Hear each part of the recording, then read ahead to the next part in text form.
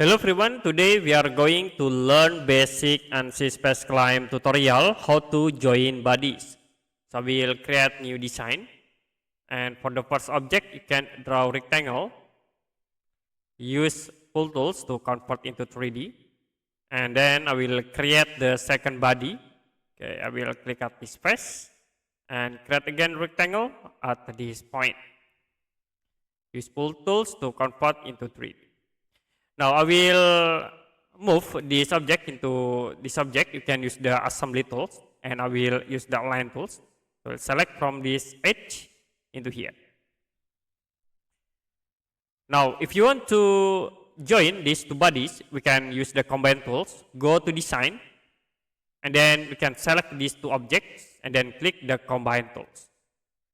So to be set for these objects to combine and become the solid object.